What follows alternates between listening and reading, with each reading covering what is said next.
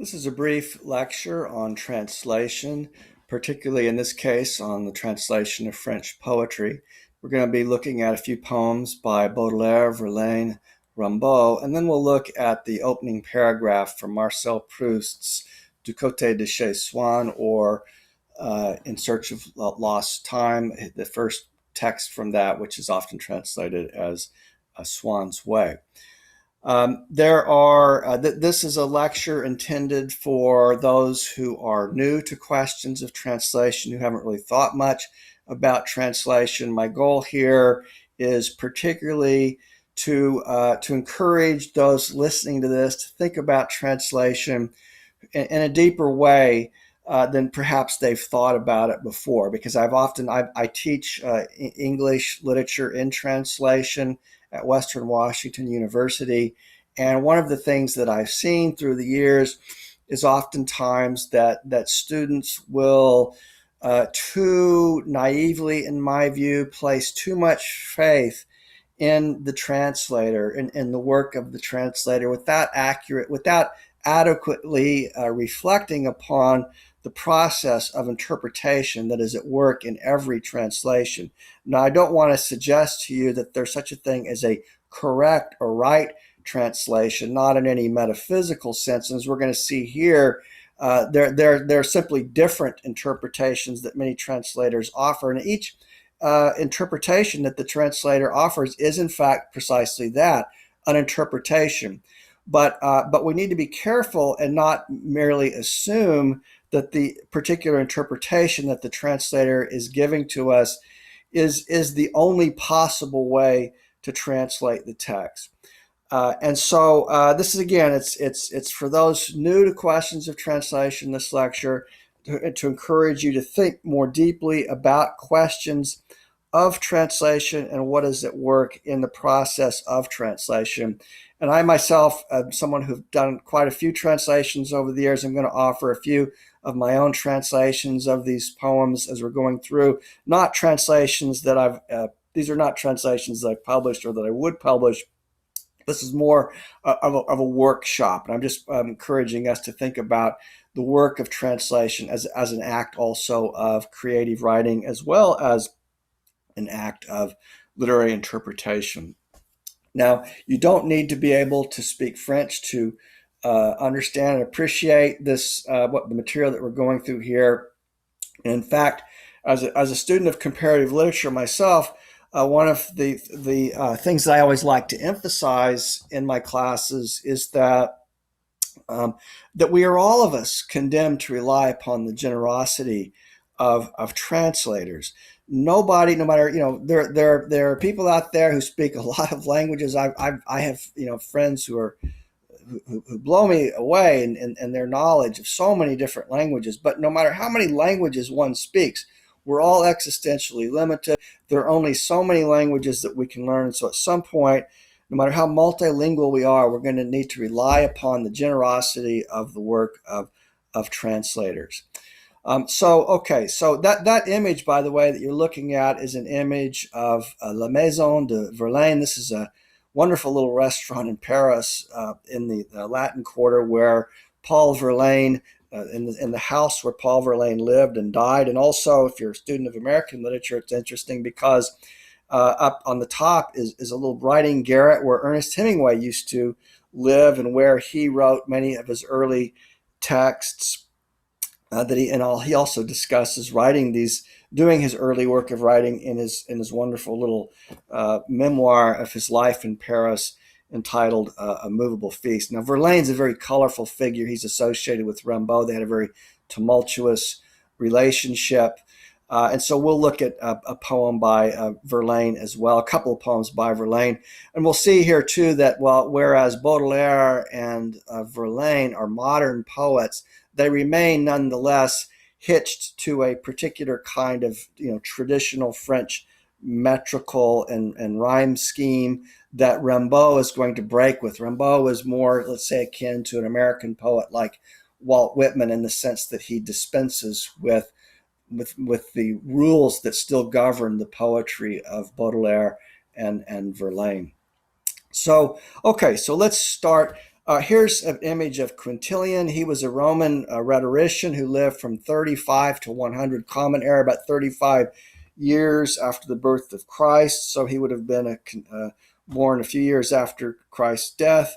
And he was, alive at the time when, the Roman Empire was expanding. And as the Roman Empire expanded, the Romans were a very imperial people, and as they begin to assimilate different peoples within their own imperial, state power or hegemony, Romans like Quintilian begin to reflect more upon translation because they realize, well, we've got to be able to understand these people that we've conquered. So the Romans were very, they were very sort of conquering imperialistic people.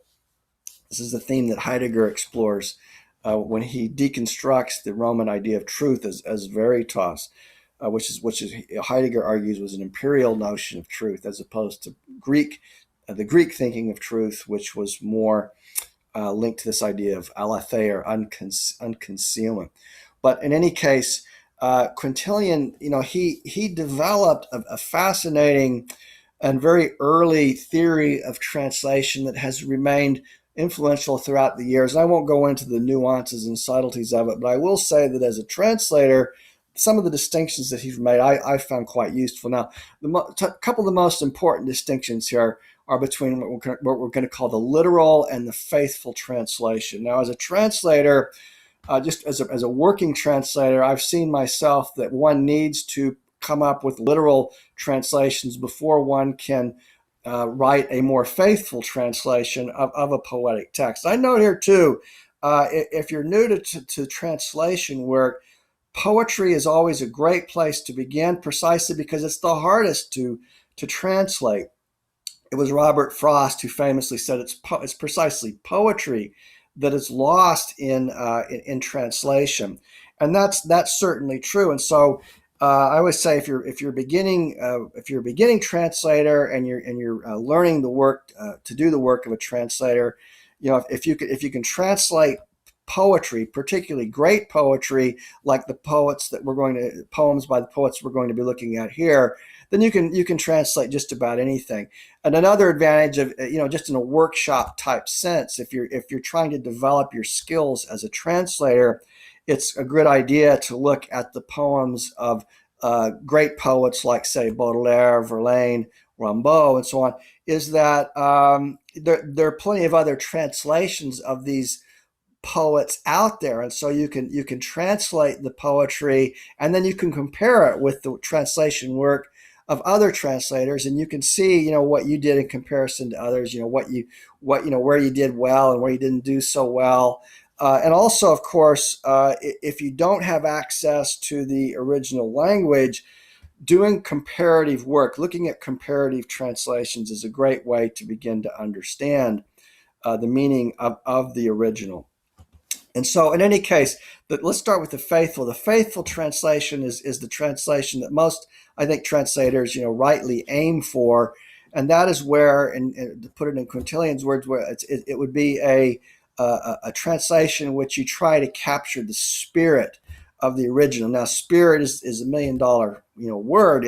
What does spirit mean? There's a lot, we could debate that for some time to come. But the general idea is that you try to capture the essence or the spirit of the original, poem. But as I was saying, when you're practically speaking, before you can, do that, unless you're just some kind of natural genius who doesn't have to work at it, you first have to translate the poem literally, get a sense of its literal meaning, and then after you get the literal meaning down, then you graduate from that to an effort to try to capture the more faithful translation of the poem's meaning. And I'll show you instances of this, and we can compare and contrast the faithful and the literal translations of these poets and poems by these poets that we're going to look at. Now, the free translation would be one that departs from trying to an attempt to capture the spirit of the original. A canonical example of this would be the Chinese translations of Ezra Pound, wonderful poems. When Pound, translates, for instance, the poetry of Lai Po, wonderful translations, beautiful poems, but in some cases they depart so far from the essence of the original poem that one has to ask oneself, well, is this even a translation anymore? I mean, one can appreciate such poetry as poetry, but is it a translation? This is, of course, a question that one could debate, and the many. It's interesting to see how, for instance, Chinese critics have responded to the translations of Pound. Some have defended them, some have not. But it's one that is no longer can be considered a free translation. Can no longer be considered to be faithful to the spirit of the original. It's become something else, like in the case of some of the cantos of Ezra Pound. Now, the embellishment would be a translation that is just goes off and adds extra material that finally is not really a translation at all, but a riff on the original. I've the Rubaiyat of Omar Khayyam by Robert Fitzgerald might be one example of this. I've been myself astonished. Sometimes I've gone back, and when I'm translating a text, like in one case, I won't mention the name of it, but I was translating a text and that had already been translated, and I went back and I looked at the original translation, the first translation of this particular text into English, to see what the first translator had done, and I was astonished to find, in some cases, the translator had added entire paragraphs that weren't in the original. Now, what do you do? This is a clear instance of an embellishment, but this is also an example of why it's important to not just assume that the translation that we're reading is faithful to the original poem or literary text, whatever it is that we're translating, because sometimes translators do depart from the original, and sometimes they embellish. And this is, in my view, this is an injustice to the original text. I mean, a translator is it's the job of the translator to disappear. In effect, that's my view. To as honestly and justly as possible, as faithfully as possible, render the meaning of the original text. But again, we're all human beings, and translators mediate in the end, and there's no getting around that. There is a process of mediation that occurs. Okay, so an abridgment would be one that would do the opposite of the embellishment. It would eliminate material from the original, and this also can provide us with a distorted meaning if there's whole sections of the poem that the translator has left out. Then that can totally transform our meaning of the poem. And so again, the faithful, I would agree with Quintilian that the goal of translation is to render as faithful as possible, and it's the task of the translator to keep faith with the poet whom one is translating. Here, another interesting figure before we look at the examples I'm going to present you with is Roman Jakobson, who's thought about translation. Many people have thought about translation, famous essays by Walter Benjamin, Derrida, among others. But Jakobson, who lived from 1896 to 1982, was associated with the Prague Circle and Russian formalism. He became a professor in the United States, who was very influential. He makes a useful distinction, which I'd like to draw to your attention, between what he calls an interlingual translation and an intralingual translation. Now, interlingual translation would be translating from one language to another, from French to German, for instance, or Spanish to Japanese, whatever it is that one is doing. But intralingual translation is translation from within the same language, and like from English to English. And I like to draw attention to this concept of translation that Jakobson introduces, because it reminds us that translation is a matter of interpretation. It's a matter of understanding, and that translation itself is a very powerful metaphor for what understanding is, for what takes place in the work of interpreting any text. For instance, we've added another word here, paraphrase. When you translate from English to English, for instance, when you paraphrase, when you put the original poem in your own words, or when you paraphrase it in your own words, you are doing the work of interpreting and understanding. But this takes place also in interlingual translation as well as intralingual translation. So it's important to remember, that every translation is an interpretation, and so there's also a sense in which, while a translation can distort the original meaning, a translation is also an attempt to understand the original, and we have to be cognizant of the fact that not everybody's understanding is going to be the same as our own. I've often been astonished through the years to see how critics, for instance, of when sometimes translations become criticized as being inaccurate, when what the critic is really saying is that he or she disagrees with the interpretation or the interpretive choices of the translator. But it's one thing to say, well, my understanding of this poem is different than your understanding. It's quite another thing to say that this is an inaccurate or an incorrect or a wrong translation. Again, in a metaphysical sense, there is it's not, there's no incorrect interpretation of a poem, since a poetry translation is an attempt to understand or interpret the original, and there's no matter how much the translator effaces oneself, there's inevitably some process of mediation that occurs in the act of translation. It's unavoidable. Okay, so the first poem we're gonna look at is by Charles Baudelaire, La Fontaine de Sang. This is the Fountain of Blood, and we're gonna see here now as we listen to this poem.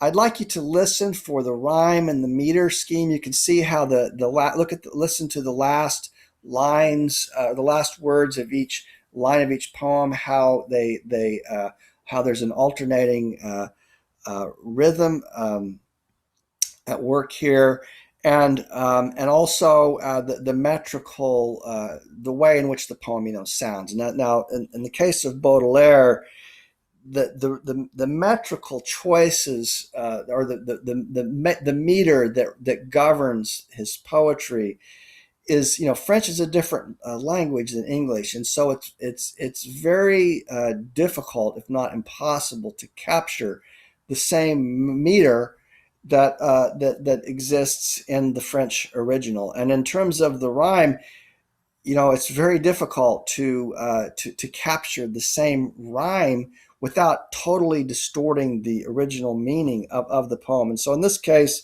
I have attempted. I will confess that I have attempted to do so. I'm not going to present my terrible interpretation here, my translation here, because it does such damage to the spirit of the original. And this is finally the kind of question that the translator has to ask oneself, is that are you so committed to the sound and the rhyme of the poem that you're willing to change what the poem is actually saying? And I'm not willing to do that. So I'm going to present you here with a literal translation and what I consider to be a faithful translation, but I do not attempt to capture either the rhyme or the meter of the original. But let's listen and see if you can hear. Again, you don't need to be able to speak French to appreciate this or understand French. Just listen to the way that the poem sounds as sound.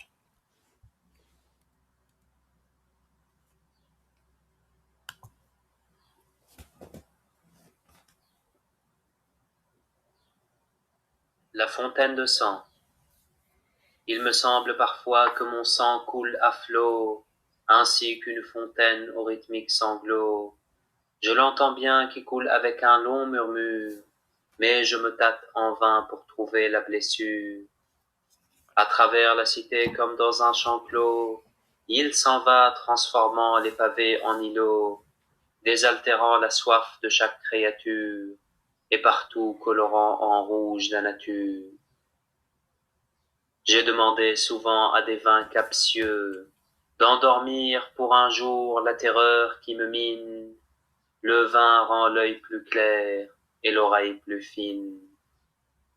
J'ai cherché dans l'amour un sommeil oublieux, mais l'amour n'est pour moi qu'un matelas d'aiguilles, fait pour donner à boire à ces cruelles filles. Okay, so Fountain of Blood, and let me now read to you my literal translation of this poem. Then we'll look at the faithful translation. It seems to me sometimes that my blood pours in waves, just as a fountain in rhythmic sobs. I hear it well, flowing in a continuous murmur, but I grope in vain to find the wound. Across the city, as in the closed fields, it flows on, transforming the pavements and blocks, quenching the thirst of each creature, and everywhere coloring nature red. I asked often for captivating wines, to put to sleep for one day the terror that undermined me.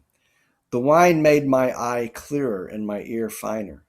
I searched in love for a forgetful sleep, but such love for me was only a bed of needles made for giving my blood for cruel girls to drink.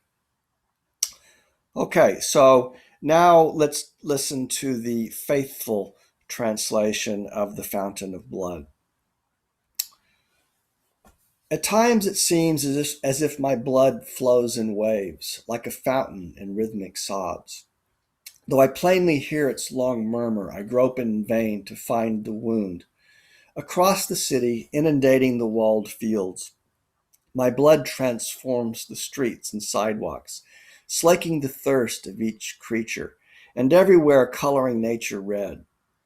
I often asked for strong wines to anesthetize the terror that paralyzed me, but the wine only made my eyes and ears keener. Then I thought a woman's love might help me forget, but such love for me was only a bed of pain, built to extract my blood for thirsty whores. Okay, now as I said, there are many other Baudelaire has been translated many times in English, and I encourage you to look at comparative translations. This is a workshop translation. This is not a translation intended for publication. It's simply a translation to help us to understand what's going on here in the act of translation itself. But I took a stab at this, and this was a more faithful translation in any case than the literal translation. But again, I did not attempt to capture the rhyme scheme. I did not attempt to capture the metrical scheme as well. But I hope that it does make some contribution towards capturing the spirit of the original poem.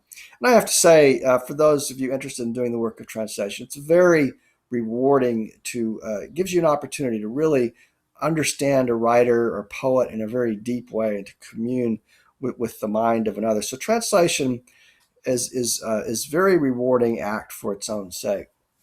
Now, I want to just note here. Let me just draw attention to a couple of things. Let's look at the last we'll look at the last three lines here of the poem.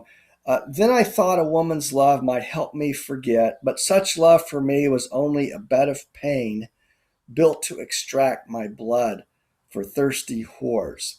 Okay, I want to go back now and look at the literal translation. Let's look at those last three lines again. We'll compare, contrast. I searched in love for a forgetful sleep, but such love for me was only a bed of needles made for giving my blood for cruel girls to drink. Okay, well, I translated bed of needles to bed of, or as you can see here, to a bed of pain, and I translated cruel girls, giving my blood for cruel girls to drink, to built to extract my blood for thirsty whores. Now, again, which one is literal, one is more faithful in my view, but which one is the right one? Literally, Baudelaire says cruel girls, but he also means essentially prostitutes, whores, to put it more vulgarly. But if I had left the I'm throwing this out as an example of the kind of choice that translators confront. Because if I had left it cruel girls, and then the English reader would have missed the sexual intended nuance in the use of that of that idiom. And so this is again the kind of choice that one confronts as a translator. It's not a matter of right or wrong, but at a certain point one have to say, well, I think this more accurately conveys the spirit of the original poem. Is it the right choice? Again, hard to say, but at a certain point, translator just makes that decision and goes with a particular translation. Okay, let's now look at another poem by Baudelaire. And again, as we move on to the next poem, this next poem is entitled "The Rebel," which is an interesting poem about the figure of sort of as a poet in rebellion from society, the poet as rebel. But again, I'd like you to listen to the way that it sounds, to listen to the meter, to listen to the rhyme, and then we'll look at the literal and faithful translation of it.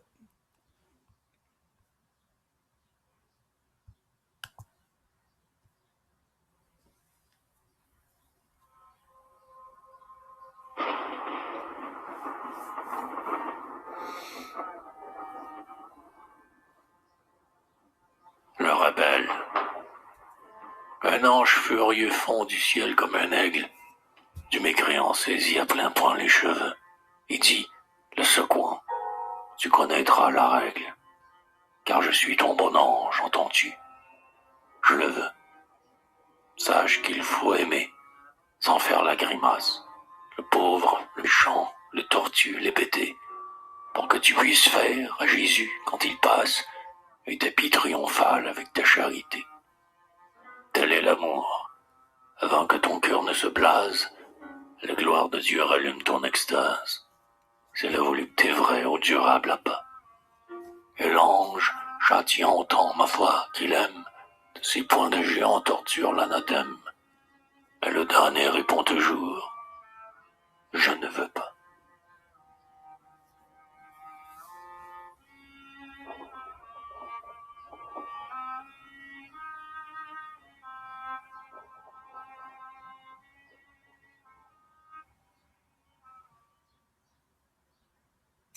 So we have a rather colorful translation from Baudelaire's "The Flowers of Evil," Les Fleurs du Mal, of the rebel, and again with the interesting metrical and rhythmical scheme at work, which I've not tried to capture here. But let's look at the literal translation. A furious angel drops from the sky like an eagle, seizes the unbeliever, grabbing a fistful of hair, and says, shaking him, "You will learn the rules, for I am your good angel. You hear me? I will it. Know that you must love without making a grimace, the poor, the wicked, the tortured, the stupid, so that you can make for Jesus, when he returns, a triumphant carpet with your charity. Such is love before your heart completely shrivels, for the glory of God to relight your ecstasy. It is the true pleasure of lasting fulfillment. And the angel so chastising my faith, the one he loved, with his giant fist torturing the accursed one. But the damned one still responded, I won't." Okay, so there's a literal translation, but I think if you didn't know the French and you came across this literal translation, you would look at it and you'd think, well, you might not even be able to make sense of what's going on in the poem. Literally, it reflects what is being said, but it certainly doesn't capture the spirit of the original. So let's now look at a more faithful translation, and I think you'll see that not only is it more faithful, but that it makes better sense. And so, but again, sometimes you have to abandon the literal meaning of the poem in order to capture the faithful, the faithful spirit, or be true to the spirit of the original. And this is particularly difficult with respect to the question of idioms.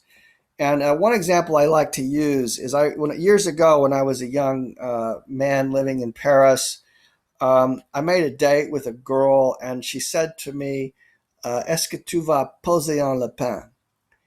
And I didn't know what she meant because I didn't speak French that well at the time, and it was like she said what she said literally was, "Are you going to make like a rabbit? Are you going to pose like a rabbit or to play a rabbit?" And I, what is she talking about? Well, literally, I mean, she said, "Are you going to play the rabbit?" But that's an idiom. To translate that into English, you would say, "Are you going to stand me up?" Or and so, of course, if you translated that, literally into French, standing somebody up, that's an idiom. Also, it makes no sense. And so, but let's say the poem has a literally. The person says, "On la pose on la pen, are you going to play the rabbit?" And you've got a whole, let's say, motif in the poem of rabbits. But if you translate then it into "stand me up," you're going to lose the image of the rabbit. Again, idioms are particularly difficult to translate. Literally, they may be what the poet said, but it's going to be lost in translation. So this is an instance of one of the difficulties translators confront. But let's look at a faithful translation. A furious angel swoops eagle-like from the sky, seizes the unbeliever, clutching a fistful of hair, and shaking the sinner, he cries, "You will shape up. I'm your good angel. See, you will do as I say. Know that you must love without smirking the poor, the wicked, the tortured, the stupid, so that your charity may prepare for the Lord a triumphant carpet for his return. Such is his mighty love, before your heart completely shrivels up. His heavenly glory will rekindle your ecstasy, the only true and lasting delight." The angel continued to pulverize the beloved sinner, his gigantic fist both torturing and chastising. But the rebel still replied, "I won't." So, okay.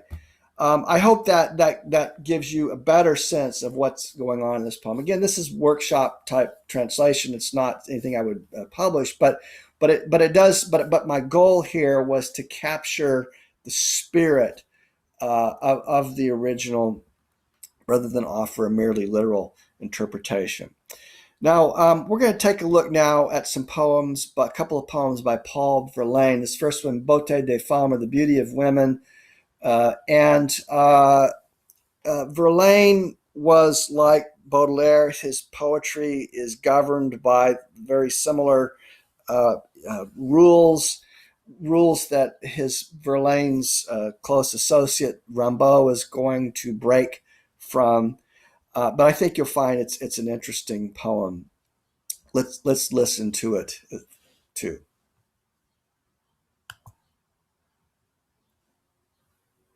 Sonnet. Paul Verlaine.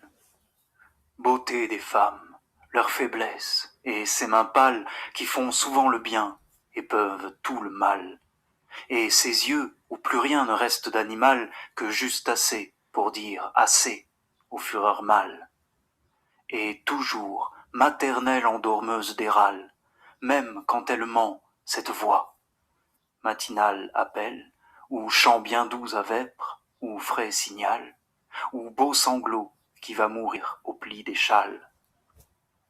Homme dur, vie atroce et laide d'ici-bas. Ah, que du moins, loin des baisers et des combats, quelque chose demeure un peu sur la montagne, quelque chose du cœur, enfantin et subtil. Bonté, respect, car qu'est-ce qui nous accompagne? Et vraiment, quand la mort viendra, que reste-t-il? Okay, so again, you can see it's very similar in structure to the poems by Baudelaire that we looked at. Let's now look at a literal translation of The Beauty of Women. Beauty of women, their weakness, and those pale hands which often do good and can do ill, and those eyes where there remains nothing animal except just enough to say enough to male passion. And always maternal anesthetizer of death rattles, even when she lies, that voice, The morning call, or the sweet song at vespers, or fresh warning, or the pretty sob that dies in the pleats of shawls. Hard men with life atrocious and ugly down here. Ah, that at least, far from the kisses and combat, something to rest on a little on the mountain, something of the childish and subtle heart, kindness, respect. For who will accompany us? And truly, when death comes, what remains? Okay, let's now take a look at a faithful translation. You can see here, it's interesting, this, this, I won't get into the history of this, but Verlaine and Rimbaud were lovers, and Verlaine was always running away from his wife, and you can sort of see his frustration with leading a bourgeois life style of being, at home with his wife, which sort of then prompted him to run away. But let's read a more faithful translation. Women's beauty, their weakness, and their pale hands, which often do good and can do absolute evil, and those eyes where there remains nothing animal, but enough to say enough to manly passion, and always the soothing mother at death's door, even as she lies to us in that voice. The morning call, or the sweet song at vespers, or fresh warning, or the pretty sobs to be smothered in women's shawls. Hard men, with life here so loathsome and ugly, if only away from the kisses and skirmishes, we could rest a while upon the mountainside. Something of the childish and subtle heart, kindness, respect. For what follows us? And truly, when death comes, what will remain? So you can see this is a kind of a carpe diem poem, and I hope that the that the more faithful translation here does capture something of the spirit of the original. But again, there are many translations of Verlaine's poetry. I encourage you to go out and look at them and do comparative analyses of how different translators have attempted to convey the spirit of the meaning of this wonderful original poem by Verlaine. Let's look at another poem by Verlaine. This one is called The Humble Life. And again, we'll listen to it in French first before we look at the translation, the literal and the faithful translation.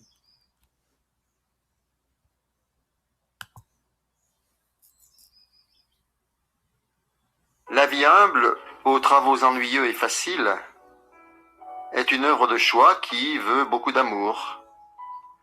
Rester gai quand le jour triste succède au jour, être fort et s'user en circonstances viles, n'entendre, n'écouter au bruit des grandes villes que l'appel, ô mon Dieu, des cloches dans la tour, et faire un de ces bruits soi-même, cela pour l'accomplissement vil de tâches puériles. Dormir chez les pêcheurs étant un pénitent, n'aimer que le silence et converser pourtant. Le temps si long dans la patience si grande, le scrupule naïf au repentir têtu, et tous ces soirs autour de ces pauvres vertus. Fille, dit l'ange gardien de l'orgueil qui marchande. Okay, so now we'll take a look at the literal translation of Paul Verlaine's The Humble Life. Again, we'll see it follow some of the themes in the previous poem we'll see followed up here as well. The humble life, with its boring and easy tasks, is chosen work which demands much love. To stay gay when one sad day gives way to another, to be strong and waste yourself in vile circumstances, to hear, to listen to the sounds of the big cities that call, oh my God, from the bells in the tower, and to make such noises yourself, all for the paltry accomplishments of petty tasks. To sleep in the house of sinners, being a penitent, to love only silence, and yet to manage to save so much time through so much patience, to keep naive scruples with obstinate vows, and all these cares among so many poor virtues. Fie, said the guardian angel, to such haggling pride. So we're back to the Baudelairean angel seems to appear here as well. But let's now look at a more faithful translation of Verlaine's Humble Life, which I do hope captures something of the spirit of the original. The humble life with its tedious, boring tasks is chosen work, which demands much love.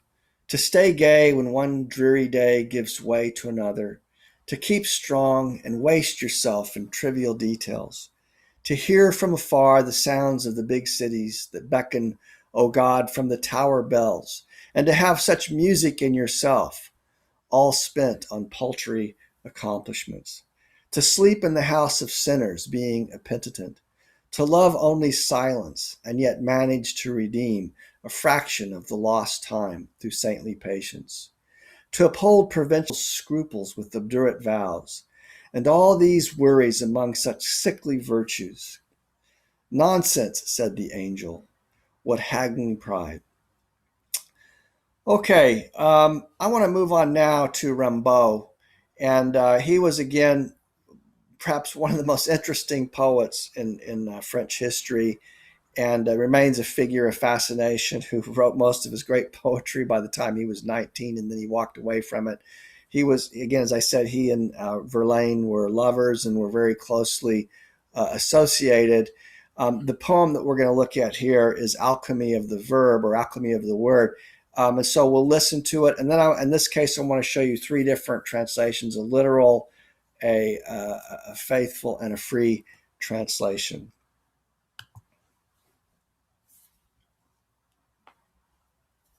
À moi, l'histoire d'une de mes folies. Depuis longtemps, je me vantais de posséder tous les paysages possibles et trouvais dérisoires les célébrités de la peinture et de la poésie moderne. J'aimais les peintures idiotes, dessus de portes, décors, toiles de saltimbanque, enseignes, enluminures populaires, la littérature démodée, latin d'église, livres érotiques sans orthographe, romans de nos aïeuls, contes de fées, petits livres de l'enfance, opéras vieux, refrains niais, rythme naïf.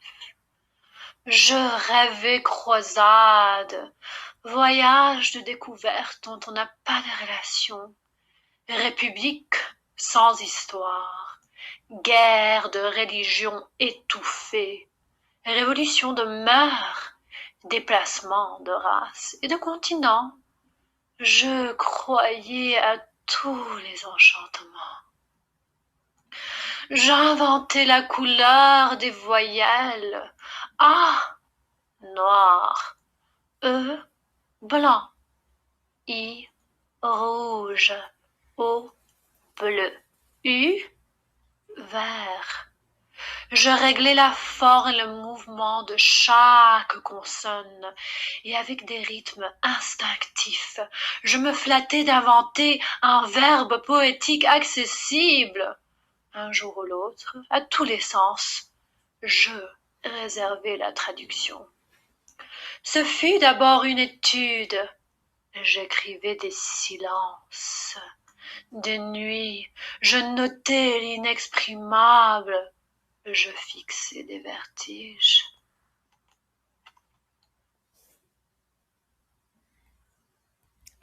Okay, so Alchemy of the Verb, or you could translate as Alchemy of the Word. This is by Arthur Rimbaud. And let's note here also that this is, we could think of it as free verse, one way to describe this. Very similar to Walt Whitman. It completely, breaks from the rules that govern, as we see in the case of the poetry of Verlaine and Baudelaire. He remains a really interesting poet, and it's he's many generations after him have found him to be of enduring interest. And so let's look at a literal translation of this poem from his Season in Hell. For me, the story of one of my follies. For a long time, I boasted of possessing all the landscapes possible and finding ridiculous the celebrities of modern painting and poetry. I loved idiotic paintings over the doors, decors, roofs of circus tents, signs, popular etchings, old-fashioned literature, church Latin, erotic books without spelling, novels of our grandfathers, fairy tales, little books for children, old operas, silly refrains, naive rhythms. I dreamed crusades, voyages of discovery of which no one had no knowledge, republics without histories, smothered religious wars, revolutions of morals, displacements of races and continents. I believed in all enchantments. I invented the color of vowels: A, black; E, white; I, red; O, blue; U, green. I regulated the form and movement of each consonant, and with instinctive rhythms I flattered myself to have invented a poetic verb accessible one day or another to all the senses. I reserved translation rights. It was at first a study. I wrote of the silences of the nights. I noted the inexpressible. I fixed, you could add on paper, the dizziness. All right, now there's a literal translation of what is literally said in the poem. It doesn't, you could call it a prose poem too if you want, but it doesn't really capture the spirit of the original. And here, let's now take a look at a more faithful translation. My turn. The story of one of my follies. For a long time, I boasted of owning all the landscapes possible and finding ridiculous the celebrities of modern painting and poetry. I loved idiotic paintings over doorways and houses on circus tents. I loved mysterious drawings, old books, church Latin, erotic books with misspelled words, our grandfathers' novels, fairy tales, children's books, old operas, silly refrains, naive rhythms. I dreamed of crusades, uncharted voyages of discovery, nations without histories, suppressed religious wars, moral revolutions, the displacement of races and continents. I believed in all mysteries. I invented the color of vowels: A, black; E, white; I, red; O, blue; U, green. I regulated the form and movement of each consonant, and with instinctive rhythms I flattered myself that I had invented a poetic word accessible one day or another to all the senses. I reserved all rights of translation. At first it was only an exercise. I wrote of silences of the nights. I recorded the inexpressible. I captured my delirium. Okay, again, so many translations of this wonderful little prose poem out there. Again, I encourage you to study them and compare them. This one, I think, more faithfully does convey the spirit of the original, certainly more than the literal one. But now I want to show you a more free translation. Now, this is not an embellishment. It doesn't like completely depart from what the poem is saying, but it does take more liberties than with the faithful translation.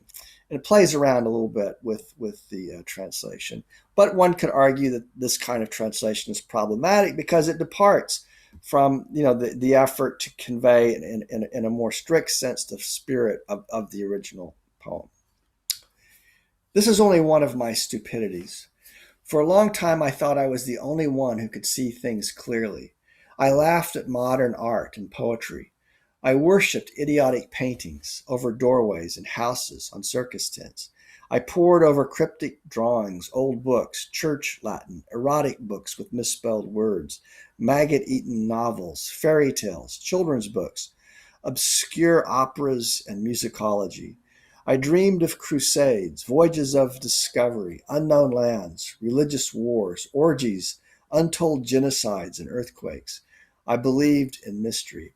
I invented the color of vowels: A, black; E, white; I, red; O, blue; U, green.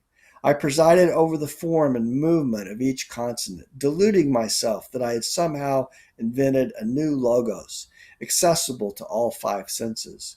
Of course, I reserved all rights of translation. It was only an exercise at first. I wrote of silences, of delirious nights. I expressed the inexpressible. I captured my delirium. Okay, so I had fun with this. I enjoyed translating it, and it is yet another, provides another nuance, another, way of thinking of the poem, perhaps departing a bit from the spirit, of the original. But this is, again, one of the things that one does in translation. And one, I think, sometimes if one, as a translator, if you get really enthusiastic about what you're translating, you have to really sort of be careful to rein in your own desires to say something, something that may inspire you, but doesn't really accurately convey the spirit of the original. And this is a constant temptation in translation to depart, simply because one could be very excited, and it could cause one to go off in another direction. But again, the goal is to be faithful to the spirit of the original. This is what translation should be, and what translators should do, at least in my humble view. Okay, for our last excerpt that we're going to look at, I want to present you with 3 different translations of the first paragraph, very famous first paragraph from Du Côté de chez Swann, or A Swann's Way, the Combray section of Proust's great novel. First, I'll offer you my own translation, and then we'll look at the translation by Scott Moncrief, which has been so famous and popular through the years. And then we'll look at the Terence Kilmartin, quote-unquote, correction of the Moncrief translation. We'll see how each of the different translators approaching this task and translated this first paragraph a bit differently. If you're interested in Proust, by the way, this is studying this first paragraph is a wonderful way to begin gaining access to Proust's novel, because so many of the themes of the novel are encoded in this very first opening paragraph of his novel. There's a lot going on in this paragraph. Okay, we won't read the French this time. We'll just go straight to the translations. This, again, is my own translation. For a long time, I used to go to bed early. Sometimes my candle barely flickered. My eyes closed so quickly that I did not even have time to say, "I'm falling asleep." And half an hour later, the thought that it was time to fall asleep awakened me. I wished to set aside the volume which I believed was still in my hands and blow out the candle. Though sleeping, I had not ceased to reflect on the pages I had just read. My thoughts had taken a peculiar turn. It seemed to me that it was myself who was the subject of my book, a church, a quartet, the rivalry of Francois I and Charles V. This belief continued for several seconds as I awakened. It did not shock me, but weighed like scales on my eyes, and prevented me from noticing that the candle was no longer lit. Then it started to become unintelligible to me, as after the metempsychosis of thoughts of an interior existence, the subject of my book detached itself from me. I was free to apply myself to it or not. At once I recovered my sight, and I was astonished to find around me an obscurity, tender and relaxing for my eyes, but perhaps even more so for my spirit, to which it appeared like something without reason, incomprehensible, like something truly obscure. I wondered what time it could be. I heard the whistling of trains that somewhere far away, like the song of a bird in the forest, heightened the distances, brought forth the expanse of the deserted countryside where the traveler hastens towards the next station. And the small track that he follows becomes engraved in his memory by the excitement that comes from new places, from strange customs, from recent talks, and from farewells exchanged under unfamiliar lights that follow him still in the silence of the night, from the tenderness which awaits him at his next return. Okay, now we're going to look at the Scott Moncrief translation. It's interesting. Moncrief was a very fascinating figure. He was a contemporary of Proust. Proust actually read some of his translation work, was kind of critical of some aspects of it. But again, authors are often notoriously fussy, and Proust's novel of 3,000 pages is a lot to translate. But Moncrief's translation is a celebrated translation, although some people decided to make corrections of it or changes. And he did take some liberties. I mean, for instance, Moncrief calls the opening he adds the title Overture, which doesn't appear in Proust's original text. He translates, à la recherche de temps perdu, as the remembrance of things past, which is a line from Shakespeare, a play by Shakespeare, or a poem by Shakespeare. The actual translation is in à la recherche de temps perdu, is in search of lost time, and it's not remembrance of things past. So it transformed the meaning of the title in the translation. So there were these liberties that he took that later translators like Kilmartin felt that they needed to correct without abandoning the original translation of Moncrief. So it raises interesting questions, but we'll look at Moncrief's translation, and then we'll compare it to the so-called corrected version of Kilmartin. For a long time, I used to go to bed early.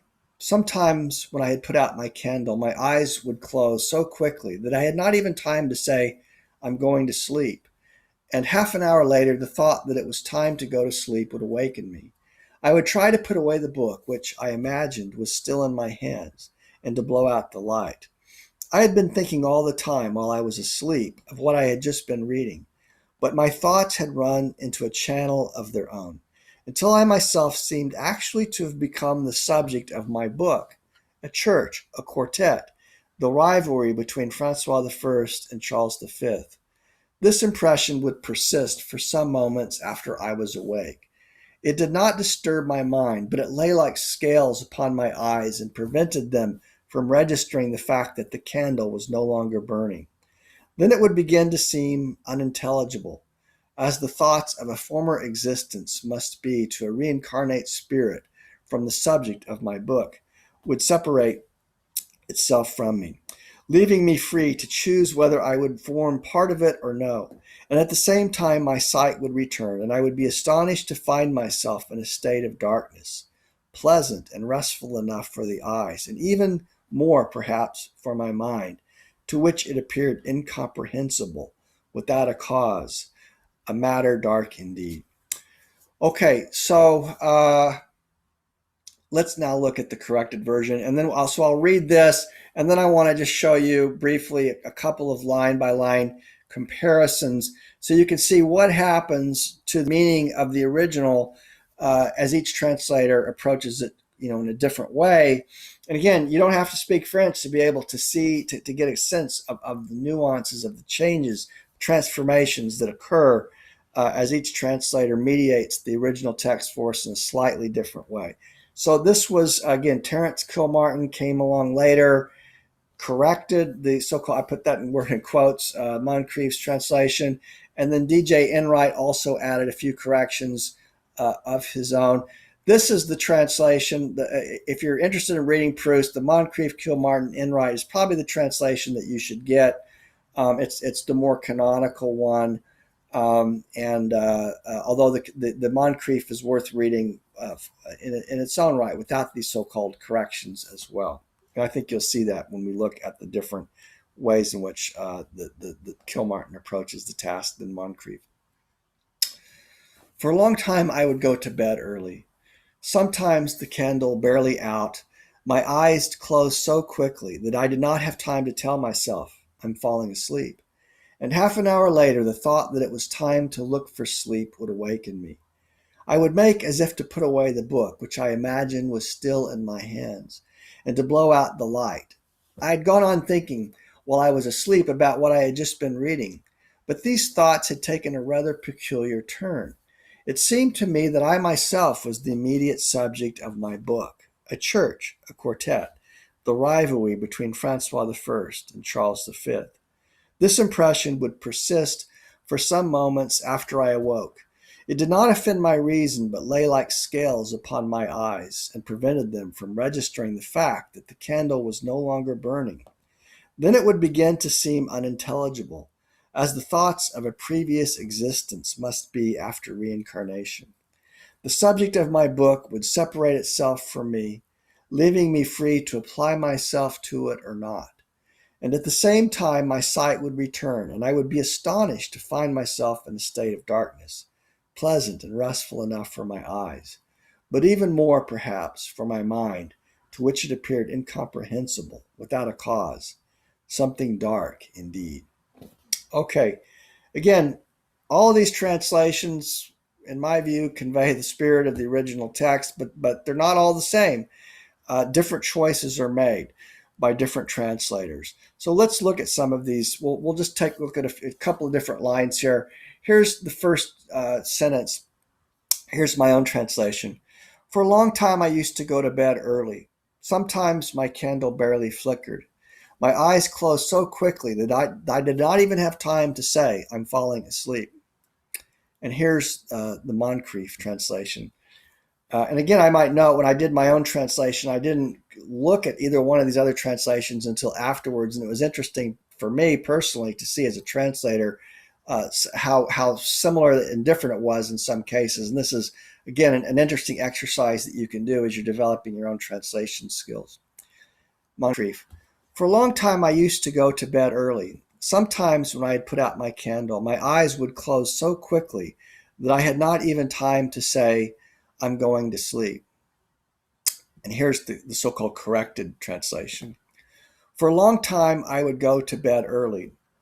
Sometimes the candle barely out, my eyes closed so quickly that I did not even have time to tell myself I'm falling asleep.